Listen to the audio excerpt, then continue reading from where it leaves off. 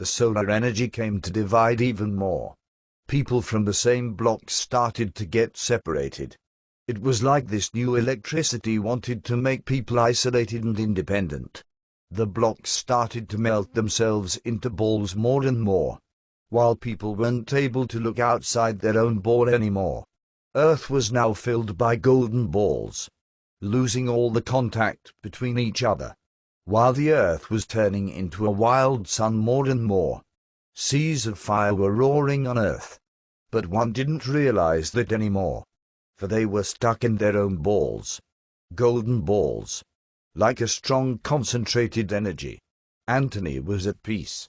He was finally in the silence he so desired, like he finally met the love of his life. For all the pressures and expectations of organizations and governments were slowly strangling him, like he was in the arms of a devastating insect. He felt free in his ball.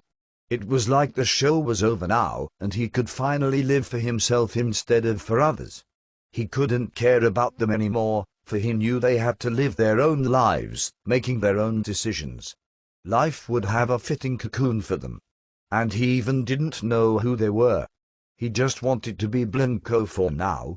The temperature in his ball was very good, but suddenly images were appearing on the walls of the golden ball. They were rippling like a movie, and it was like hands tried to touch him.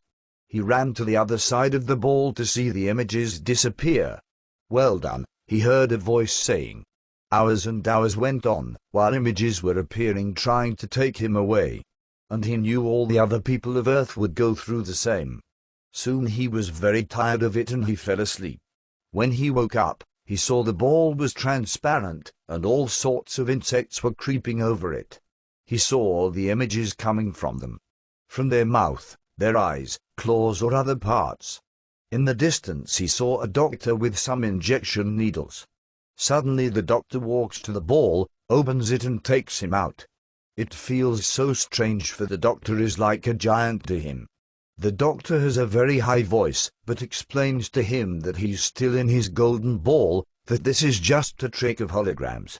The doctor asks him to shake himself very quickly, and when Anthony started to do it, the holograms started to disappear while he found out he was really in his golden ball. She's dreaming all the rooms inside. She's dreaming all her dreams so loud. She never takes it away. She never takes the sting out of it. She's dreaming all the rooms inside. She's dreaming all these noises so loud. She never takes it back. What she planted in his mouth. What she planted in his mouth. She's dreaming all the rooms inside. She's dreaming all these dreams so loud. And no one can follow her.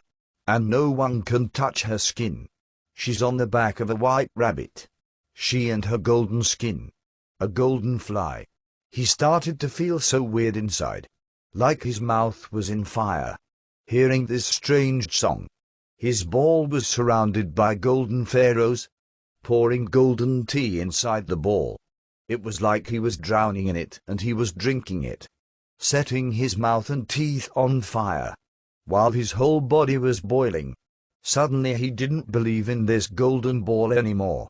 He wanted out of it, for it was like he was in hell, and he knew all what looked like to be out of the ball was also in the ball on the screens.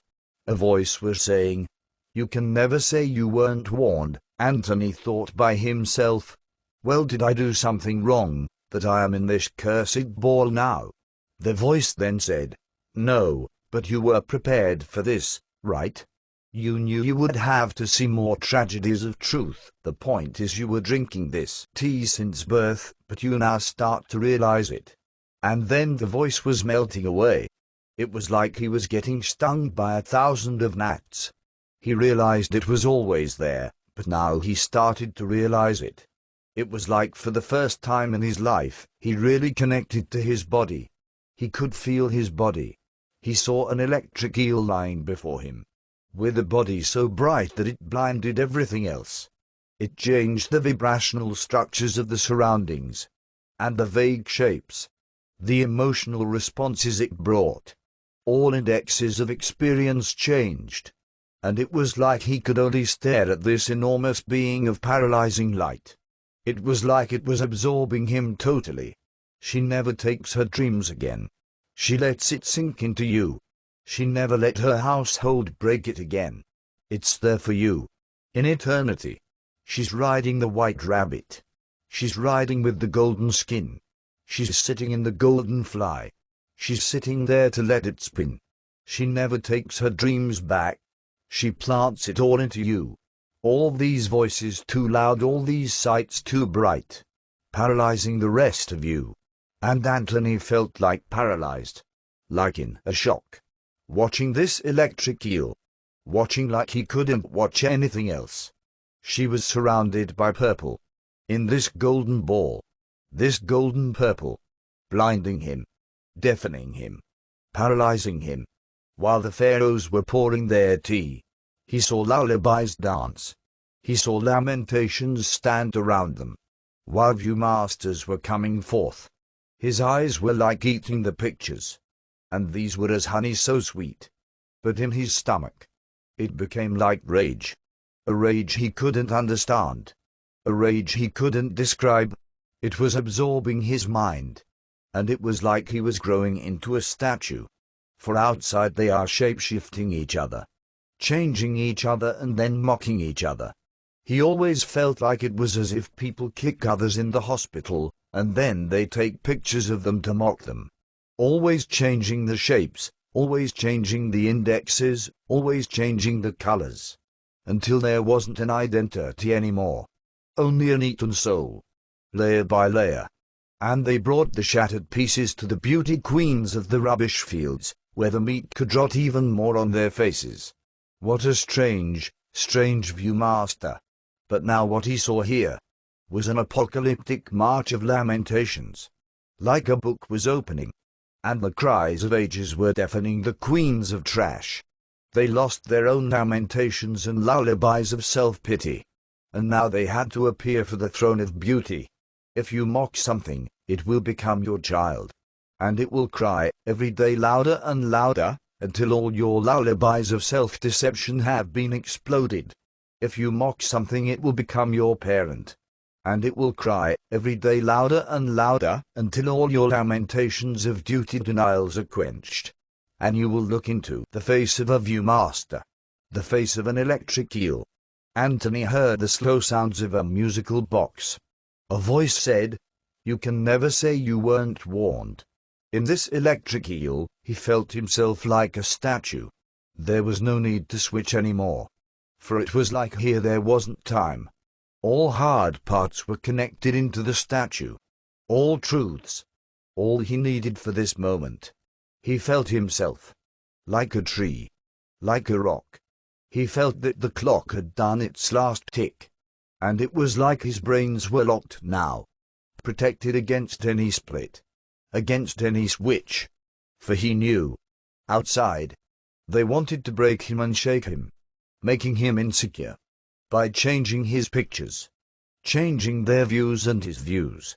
He felt himself like being an ornament now, living in a shell, living in a diamond, having a new viewmaster. And then it was like he was diving through a million of golden rings, locking him up into this new world. They all had their advanced ways of locking it up. They span so fast. And he watched their figures, slowly spinning into a tight statue, a tight ornament. The tight rings there were. He now realized that the clocks made him so soft, molding him, changing him, while he could never get grip, while the vultures were eating his insecurity. He was always in such an identity crisis. But it was like it was all gone now. He stared into the face of an electric eel. He knew, in this world, he could dance and change his shape. He could switch, having a clock, without having a danger. He knew that he would be hard on the outside, soft on the inside, like an animal living in a shell, like an oyster. He loved to watch the pearls inside. He loved to spin them. He desired to live inside of them, to grow harder on the outside, and softer on the inside. In the distance he sees his old marbles. They are suns, having the colors of stones and metals.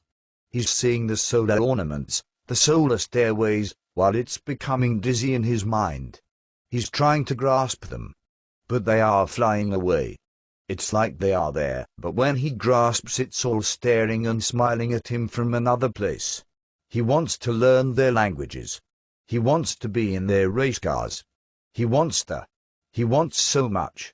All his desires rise to the edge. Is this the road to New Old Baron? He wants to be on the race courts, to roll on them, to learn a new language to the heart.